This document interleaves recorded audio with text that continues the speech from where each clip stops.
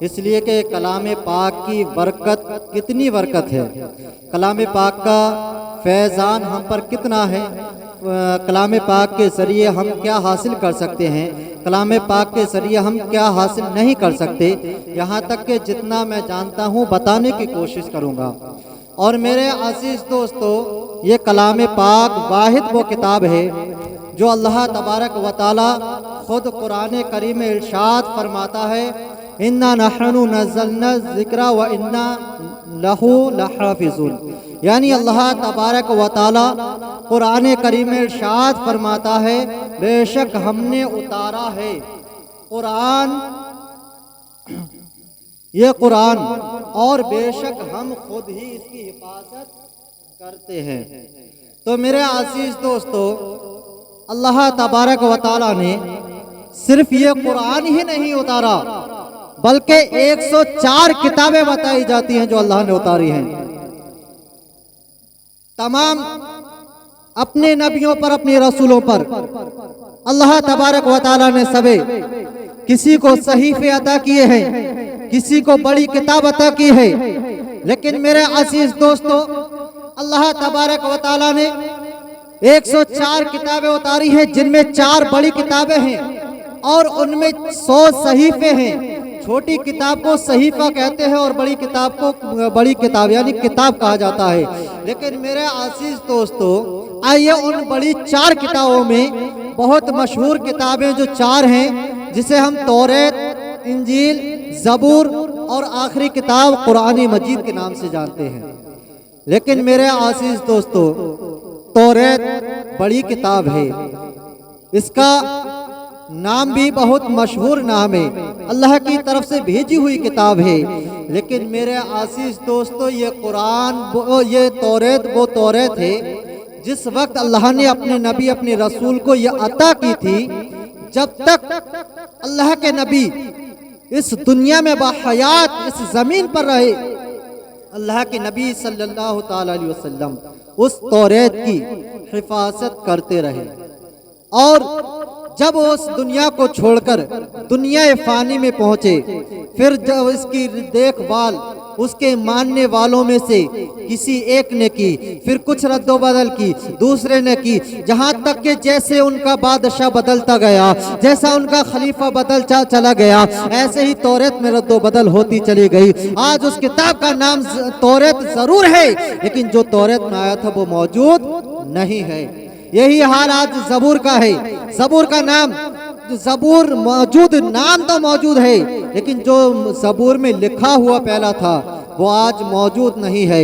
انجیل میں بھی یہی ہے، جو پہلے لکھا ہوا تھا، جو اللہ نے ہمیں عطا کیا تھا، اللہ نے اپنے نبیوں پر عطا کیا تھا، وہ آج موجود نہیں ہے ان میں۔ کیا ہو رہا ہے؟ اور یہی وجہ ہے کہ ان میں جو موجود نہیں ہے، آج یہی وجہ ہے کہ وہ لوگ بھٹکے ہوئے ہیں۔ اگر جو اللہ کی طرف سے ان میں نازل ہوا تھا، جو ان میں اترا تھا، جو زیورات ان میں تھے، جو ہیرو ان میں تھے، اگر وہ آج بھی موجود ہوتے تو یہ دنیا بھٹکی ہوئی نظر نہیں آتی، یہ دنیا بھٹکی ہوئی نظر نہیں آتی۔ آئیے، اللہ نے قرآن کریم کی حفاظت کی ذمہ داری کیوں لی ہے؟ اللہ اپنے محبوب سے بے پناہ محبت کرتا ہے۔ یہ قرآن کریم وہ ہے، اگر اسے کوئی دل و دماغ سے سن لے، اپنے تو اپنے، اگر غیر بھی سن لے تو اس پر ایمان لے آتے ہیں۔ اگر کوئی اس قرآن کریم کو سن لے توجہ کے ساتھ، اگر کتنا ہی دل کا بیمار کیوں نہ ہو، اس کا دل کتنا ہی پریشان کیوں نہ ہو، بڑی راحت کے ساتھ سکون مل جاتا ہے اسے۔ میرے عزیز دوستو، یہ قرآن وہ ہے، ایک مرتبہ کیا ہوا کہ زماد بن ثعلبہ ایک صحابی ہیں رضی اللہ تعالیٰ عنہ، مکہ مکرمہ میں تشریف لے کر آئے۔ لیکن میرے عزیز دوستو، تھوڑی سی دیر خاموش بیٹھ لو، بس تھوڑی سی دیر میں قرآن مجید کے تعلق سے سمجھا دوں آپ کو، پھر اختتام میں پہنچاتے ہیں۔ تو میرے عزیز دوستو، کچھ نوجوانوں کا جھنڈ رہا کرتا تھا، لیکن ہمارے نبی کریم صلی اللہ تعالی علیہ وسلم مکہ مکرمہ میں وہاں ان नौजवानों के सामने से गुजरा करते थे तो कई बार का ये वाक़या हो गया, वो नौजवान देखा करते थे और देखकर हमारे नबी करीम सल्लल्लाहु ताला अलैहि वसल्लम को मजनून बताया करते थे। क्या? मजनून बताया करते थे। तो एक मर्तबा क्या हुआ कि ज़माद बिन सअलबा जो हैं इन्होंने देखा कि हमारे नबी करीम सल्लल्लाहु ताला अलैहि वसल्लम वहाँ उन नौजवानों के सामने से गुजरते हुए जा रहे हैं और जब देखते हैं कि जैसे ही उन नौजवानों के सामने से गुजरे और गुजरने के बाद उन नौजवानों ने फिर आपको मजनून कहा, लेकिन वो ज़माद बिन सअलबा वहाँ कुछ नहीं कहते हैं, हमारे नबी करीम सल्लल्लाहु ताला अलैहि वसल्लम के पास पहुँच जाते हैं और पहुँचने के बाद नबी करीम सल्लल्लाहु ताला अलैहि वसल्लम से कहते हैं, या रसूल अल्लाह सल्लल्लाहु ताला अलैहि वसल्लम, मैंने आज देखा कि कुछ नौजवान आपको मजनून बता रहे थे। ऐ अल्लाह के नबी सल्लल्लाहु ताला अलैहि वसल्लम, मैं एक हकीम हूँ, मैं इस जुनून का इलाज जानता हूँ, मैं बहुत अच्छी तरह से इसका इलाज जानता हूँ, मैं इसका इलाज कर सकता हूँ, मैं आपको सही कर सकता हूँ। लेकिन मेरे आजीज दोस्तों, अल्लाह के नबी सल्लल्लाहु ताला अलैहि वसल्लम ने उस ज़माद की इस अल्फाज को सुना, इन अल्फाजों को सुना तो सुनकर आपने कुछ नहीं कहा बल्कि अल्लाह की हम्दो सना बयान करने लगते हैं। अल्लाह का भेजा हुआ कलाम जो कुरान मजीद है उसकी तिलावत करने लगते हैं। और जैसे ही अल्लाह के नबी सल्लल्लाहु ताला अलैहि वसल्लम ने कलाम पाक की तिलावत की है तो बिरादरान मिल्लत इस्लामिया, इस कलाम पाक की तिलावत करने का असर उस ज़माद बिन सअलबा पर इतना असर हुआ कि उसी वक्त उन्होंने कलमा तैयबा पढ़ लिया, कलमा तैयबा पढ़ लिया और इस्लाम में दाखिल हो गए। लेकिन मेरे अजीज दोस्तों, यही नहीं बल्कि अल्लाह तबारक व तआला ने इसकी हिफाजत ली है। तो आइए इसकी हिफाजत की जिम्मेदारी ली है तो अब हम किसी और से नहीं बल्कि कलाम पाक से पूछते हैं, ऐ कुरान तू बता, जब तुझे अल्लाह ने यानी इस दुनिया में भेजा है और भी अल्लाह ने किताबें भेजी है, जैसी अल्लाह ने भेजी थी उनका नाम बाकी है, जो उनमें जेबरात थे वो बाकी नहीं है, जो उनमें हीरे थे वो बाकी नहीं है। ऐ कुरान तू बता, तुझे 1400 साल हो गए हैं लेकिन तू जो 1400 साल पहले जैसा नासिल हुआ था आज भी वैसा ही है। तुझ में एक नुक्ते का रद्दो बदल नहीं हुआ है, तुझ में एक हर्फ का रद्दो बदल नहीं हुआ है, तुझ में एक शेर ज़बर का बदलाव नहीं आया है। ऐ कुरान तुझ में क्यों नहीं आया है? तो बिरादरानी मिल्लत इस्लामिया, क्यों नहीं बदला गया है? अगर अल्लाह तबारक व तआला इसकी हिफाजत की जिम्मेदारी अपने बंदों पर छोड़ देता तो आज इसकी भी रद्दो बदल हो गई होती, इसमें भी चेंजिंग आ गई होती। आपने देखा होगा, ज्यादा टाइम नहीं हुआ है, अभी कुछ समय की बात है, 1 या 2 साल करीब हुए हैं। ये एक शख्स है जो हमारे इस्लाम को मानने वाला था, लेकिन जब इस्लाम की बगावत पर उतरा तो अल्लाह ने उसे इस्लाम से ऐसा निकाला, उसे ऐसा निकाल कर फेंका यहाँ तक कि वो मुर्तद काफिर हो गया और वो फिर कुरान को बदलने की कोशिश कर रहा है, 26 आयतें निकाल रहा है। लेकिन अल्लाह की कुदरत वो कुदरत है, उसके कलाम में से कोई 26 आयतें क्या निकालता, अल्लाह ने उसे अपनी महबूब की उम्मत से ही निकाल दिया। मेरे आजीज दोस्तों, आप नाम बाखूबी जानते हैं, नाम लेने की मुझे जरूरत नहीं है, ऐसे नामों से अल्लाह बचाए। लेकिन कुरान से पूछा जाए, ऐ कुरान करीम से ही पूछ लें और सवाल करें, ऐ कुरान बता कि आपका नाम क्या है, तो कुरान करीम जवाब देता है, बल हुवा कुरानुम मजीद फी लौहिम महफूज, यानी मेरा नाम कुरान है। और आगे सवाल होता है, ऐ कुरान बता कि आप कहां से तशरीफ लाए, तो कुरान करीम जवाब देता है, तनज़्ज़ुलुम मिन रब्बिल आलमीन, यानी रब्बुल आलमीन की तरफ से आया है। कुरान खुद कहता है रब्बुल आलमीन की तरफ से आया हूँ, अल्लाह तबारक व तआला का भेजा हुआ कलाम हो। लेकिन आगे, ऐ कुरान बता कि आप किसकी तरफ तशरीफ लाए, आप किसकी तरफ तशरीफ लाए, तो कुरान करीम जवाब देता है, नुज़िला अला मुहम्मदिन, यानी मोहम्मद सल्लल्लाहु ताला अलैहि वसल्लम की तरफ पास आया हूँ। ऐ कुरान तू बता कि आपके آنے کا مقصد کیا ہے؟ قرآن سے پوچھا گیا اے قرآن آپ بتاؤ کہ آپ کے آنے کا مقصد کیا ہے؟ تو قرآن جواب دیتا ہے ہدی للناس، ہدی للناس، یعنی لوگوں کی ہدایت اور رہنمائی کے لیے۔ یعنی قرآن کریم جو اللہ تبارک و تعالیٰ نے ہماری طرف بھیجا ہے، تو اللہ تبارک و تعالیٰ نے یہ قرآن ہماری ہدایت و رہنمائی کے لیے بھیجا ہے۔ اگر ہم اسے صحیح طریقے سے پڑھیں، سمجھ کر پڑھیں، تو اس میں بہت سے ایسے جبرات ہیں۔ اسے اگر ہم صحیح طریقے سے اس میں جو ہمارے سوال ہیں وہ ڈھونڈنے کی کوشش کریں تو ہر سوال کا جواب اس قرآن سے مل جائے گا۔ ہر قرآن کا سوال ہر قرآن کا جواب اس سے مل جائے گا۔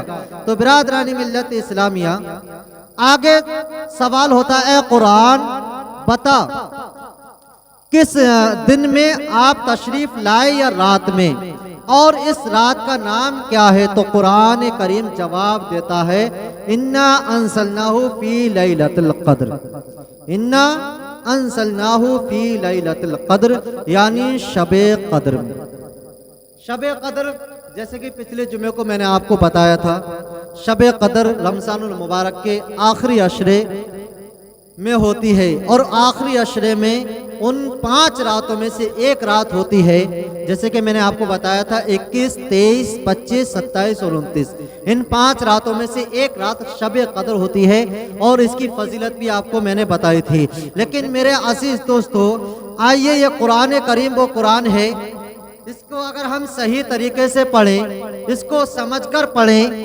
آج ہمارا معمول کیا ہو چکا ہے؟ ہم اس کو پڑھتے ہیں، تلاوت کرتے ہیں۔ کس طریقے سے پڑھتے ہیں؟ ہم صرف اس کو ایک تلاوت کے طور پر پڑھتے ہیں، ایک ثواب کے طور پر پڑھتے ہیں۔ میرے عزیز دوستو، اس قرآن کریم کو اگر ہم اپنا مقصد تلاش کرنے کے لیے پڑھیں تو ہمارا مقصد اس سے حاصل ہوتا ہے۔ اگر ہم اس کو قرآن کریم کو رمضان المبارک کے مہینے میں 2، 3 یا 4 یا 5 جتنے ہو سکے پورے کر دیں تو میرے عزیز دوستو اس کو پڑھنے کا ثواب تو ہمیں ملے گا، لیکن یہ کلام پاک جو ہے یہ عربی زبان میں ہے۔ کون سی زبان میں؟ عربی زبان میں۔ اور ہماری زبان کون سی ہے؟ اردو، اور اس ہندوستان کے مطابق ہندی، اردو اور ہندی، یہاں تک کہ ہماری ملاوٹ والی زبان ہے، پیور زبان نہیں ہے۔ اگر ہم اردو بھی پیور بولنے لگیں تو کچھ ہمارے بھائی ایسے ہیں ہمارے اردو پیور بولیں تو اردو بھی سمجھ میں نہیں آنے کی، اگر ہندی پیور بول لیں تو ہندی بھی صحیح سے سمجھ میں نہیں آئے گی۔ تو میرے عزیز دوستو، یہ قرآن کریم عربی زبان میں ہے اور پیور عربی زبان میں ہے، تو یہ تو ہمارے سمجھ میں آنے کی بات ہی نہیں، یہ تو ہمارے سمجھ سے بہت دور کی بات ہے۔ تو اسے سمجھنے کے لیے ہمیں کیا کرنا ہوگا؟ اگر اسے سمجھنا ہے ہمیں تو میرے عزیز دوستو، یا تو ہمیں اس کی یہ تعلیم حاصل کرنی ہوگی۔ اس کی تعلیم مدرسے سے لی جاتی ہے، جیسے کہ حافظ قرآن مکمل ہو گیا اس کے بعد پھر اس کی تعلیم شروع ہوتی ہے۔ جیسے کہ اسکول میں 1، 2، 3، 4 ایسے کلاس ہوتے ہیں، اس میں یہ اعدادیہ، اولا، ثانیہ، ثالثہ، رابعہ، اس طریقے سے جماعتیں ہوتی ہیں۔ تو میرے عزیز دوستو، اگر پوری اس کا صحیح طریقے سے ٹرانسلیٹ کرنا سیکھتے ہیں تو آپ کو 10 جماعتیں پڑھنی ہوتی ہیں۔ لیکن میرے عزیز دوستو، آسانی کے طور پہ میں آپ کو بتا دوں، اس میں اگر آپ کے پاس بچپن میں اتنا نہیں پڑھ پائے، آپ سوچتے ہیں ہم کافی عمر ہو گئی ہے، اب پڑھنے لائق نہیں ہے، کام میں اتنا ویست ہے، ہم اسے پڑھ کر اس تعلیم کو حاصل نہیں کر پائیں گے، تو آج ہمارا یہ ڈیجیٹل زمانہ اتنا آسان ہو گیا ہے، اتنا آسان ہو گیا ہے، آج سوشل میڈیا پر آپ کسی بھی لینگویج میں اس کلام پاک کو تلاش کر سکتے ہیں، عربی میں، اردو میں، یہاں تک کہ ہندی میں، اور جو ہماری اس ہندوستان میں یا باہر ممالک میں جو لینگویج استعمال ہوتی ہیں اس میں اس کو ٹرانسلیٹ کر دیا گیا ہے۔ تو آپ حضرات कलाम पाक को पढ़े, तिलावत करे, तिलावत करने का सवाब हासिल करे। लेकिन उससे बेहतर यह है कि आप एक कलाम पाक नहीं बल्कि एक पारा पढ़ें, समझ कर पढ़ें। ये अल्लाह तबारक व तआला ने हमारी तरफ क्यों भेजा है, हमारी तरफ भेजने का मकसद क्या है, अल्लाह तबारक व तआला ने हमारी तरफ इसे क्यों उतारा है। तो मेरे अजीज दोस्तों, हम एक कलाम पाक नहीं बल्कि एक पारा कुरान करीम का एक पारा समझ कर पढ़ लेते हैं तो आपको उससे ज्यादा एक पारा पढ़ने का सवाब हासिल होगा। तो मेरे आजीज दोस्तों, समझने की कोशिश करें। आज अगर हम इस कुरान करीम को नहीं समझेंगे तो यूं ही हम इस दुनिया में भटकते रहेंगे। अगर हम इसे समझने की कोशिश करेंगे तो हम इस दुनिया में नहीं भटकेंगे, अपनी सीधी राह तलाश कर लेंगे। आज यही वजह है कि आज हम अपने बच्चों को, अपनी बहन बेटियों को तालीम हासिल नहीं कराते। आज एक नारा गूंजता है दुनियावी ताल्लुक से, बेटी पढ़ाओ बेटी बचाओ। आज ये नारा बहुत पुराना हो चुका है। मेरे अजीज दोस्तों, इस नारे के मुताबिक बहुत गलत काम हो रहा है। हमारी बेटियां स्कूल कॉलेज में जाती हैं, जाने के बाद वहाँ आला तालीम हासिल करती है, लेकिन तालीम हासिल करने के बाद वो कितनी भी आला तालीम हासिल कर लें दुनियावी, लेकिन उन्हें वो शऊर नहीं आता जो हमारा दीन सिखाता है। लेकिन यहाँ इस नारे में चेंजिंग हो चुकी है, इस नारे में आज चेंजिंग हो चुकी है। इस नारे को उलमा ने बदल कर रख दिया है और इसमें चेंजिंग ये हुई है कि दीन पढ़ाओ बेटी बचाओ। क्या? दीन पढ़ाओ बेटी बचाओ। अगर दीन पढ़ाओगे अपनी बेटी को तो आज हमारी बेटियां जो करती हुई नजर आ रही हैं, आप सोशल मीडिया पर बाखूबी ऐसा कोई बंदा नहीं है जिसके पास बड़ा फोन नहीं है। अगर 100 में 10 बंदे ऐसे हैं कि जिसके पास बड़ा फोन नहीं है, लेकिन उन्हें भी खबर सुनने के लिए मिल जाती है। आज बड़ा शोरो जज्बात के साथ ये वायरल होती हुई वीडियो नजर आ रही हैं कि हमारी इस्लाम की बहनें गैर मुस्लिम के साथ शादियां रचाती हुई नजर आ रही हैं।